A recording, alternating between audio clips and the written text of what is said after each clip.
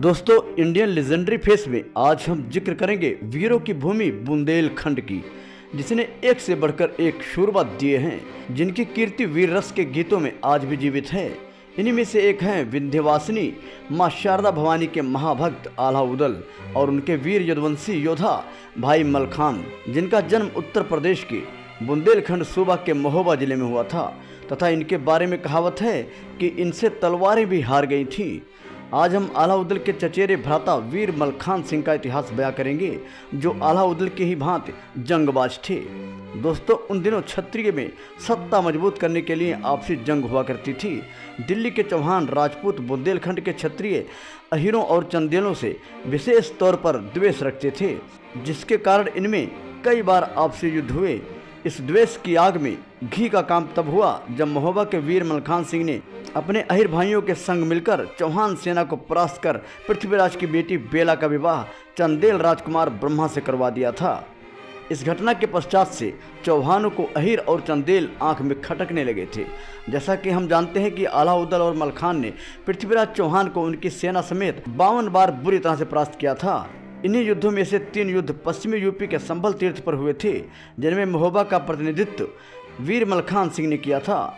उधर महोबा के अहीर बंधुओं और चंदेलों से पराजित होने के कारण पृथ्वीराज चौहान बुरी तरह से तिल मिलाए हुए थे।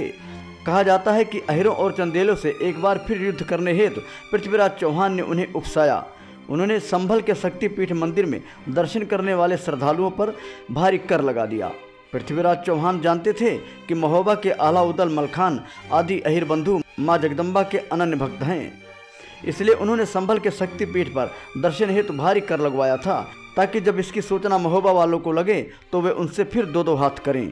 आखिरकार पृथ्वीराज ने जैसा सोचा वैसा ही हुआ। जब इसकी सूचना आला को लगी तो वे क्रोधित हो गए।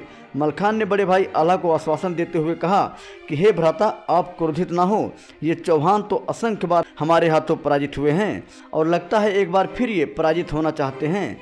आप चिंता ना करें तथा इस बार सेना के साथ कुछ अकेले हमें करने दें, ताकि दिल्ली बैठे पृथ्वीराज को भी पता चले कि महोबा वालों ने चूड़ियाँ नहीं पहनी है। माँ शारदा और बड़े भाई का आशीर्वाद लेकर वीर मलखान सिंह हथियार बंद हो सेना लेकर संभल पहुँच गए। उन्हें भी वहां मौजूद पहरेदार दर्शन से पहले कर देने को कहते हैं। कर देने की बात सुनकर मलखान और उनके सरदार जोर से हंस पड़ते हैं और कहते हैं, लगता है तुम्हें अपने प्राण प्यारे नहीं हैं, वरना महोबा के वीरों से तुम नहीं उलझते।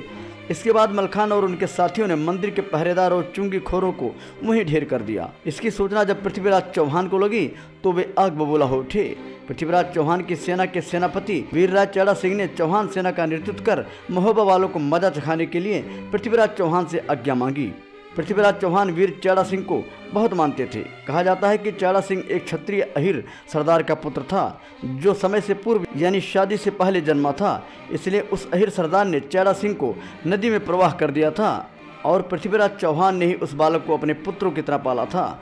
आखिरकार दिल्ली की चौहान सेना भारी तादाद में युद्ध करने के लिए मलखान के सामने पहुंच गई। महोबा के अहीर लड़ाकों को अपने सरदार मलखान के बाहुबल और मां शारदा भवानी पर विश्वास था। दोनों ओर की सेना ने रणघोष लगाया। महोबा के अहीर रणबांकरों ने जगदम्बा शारदा माई की जय जयकार लगा दुश्मन पर टूट पड़े। भारी रक्तपात हुआ, लेकिन हर बार की भांति चौहान इस बार फिर अहीरों के हाथों पराजित हो गए। युद्ध में विजय के बाद मलखान सिंह ने संभल के शक्तिपीठ को कर मुक्त कर दिया। इसके बाद परम तेजस्वी मलखान और उनकी सेना सकुशल महोबा लौटी, जहां उनका भव्य स्वागत किया गया। उधर अपने स्वामी, अपने पिता समान पृथ्वीराज चौहान की हार से चेड़ा सिंह बहुत हताश था। उसने मां भवानी की कसम खाई थी कि जब तक मलखान को मारेगा नहीं तब तक माता के मंदिर नहीं जाएगा। ऐसा हुआ भी। 53वीं बार जब बैरागढ़ के पास महोबा के आला उदल और मलखान सिंह पृथ्वीराज की सेना से भिड़े तो वहां घनघोर युद्ध होने लगा। इस युद्ध में मलखान आदि भाई पृथ्वीराज के दत्तक पुत्र और सेनापति चेड़ा सिंह अहीर की तलवार के भेंट चढ़ जाते हैं। मलखान की मौत देख आला का क्रोध 7वें आसमान पर चला जाता है। आला गुस्साए शेर की भांति भारी रक्तचाप करते हुए चेड़ा सिंह की तरफ बढ़ते हैं। सामने जो भी आता है मौत के मुंह में चला जाता है। सेना में भगदड़ मच जाती है और तभी चेड़ा सिंह के पास पहुंचकर वीर आला उसका सर धड़ से अलग कर देते हैं। त्याड़ा सिंह की मौत के बाद भी आल्हा का कदम रुकता नहीं। वो भारी रक्तपात मचाते हुए पृथ्वीराज चौहान के सामने पहुंच जाते हैं। इससे पहले वो पृथ्वीराज पर कहर बनकर टूटते कुलगुरु के हस्तक्षेप करने के कारण आल्हा पृथ्वीराज चौहान को जीवन दान दे देते हैं। तत्पश्चात आल्हा के कुलगुरु आल्हा को तलवार न उठाने की प्रतिज्ञा में बांध देते हैं। युद्ध से खिन्न होकर आल्हा ने मंदिर पर सांग चढ़ाकर उसकी नोक टेढ़ी कर वैराग्य धारण कर लिया। मान्यता है कि माँ ने आल्हा को अमर होने का वरदान दिया था। लोगों की माने तो आज भी कपाट बंद होने के बावजूद मेहर देवी के मंदिर में सर्वप्रथम आल्हा मूर्ति की पूजा कर जाते हैं। ऐसा सौर महोबा के वीरों का था, जिसकी वीरता की गाथा आज भी लोग आल्हा के रूप में गाते हैं। तो दोस्तों, आज के वीडियो में बस इतना। फिर मिलेंगे नई वीडियो में एक नई कहानी के साथ। अगर आप भी चाहते हैं हमारी हर खबर आप तक पहुंचे तो चैनल को सब्सक्राइब करके बेल आइकन दबा लें, ताकि आने वाला हर अपडेट आपको मिलता रहे।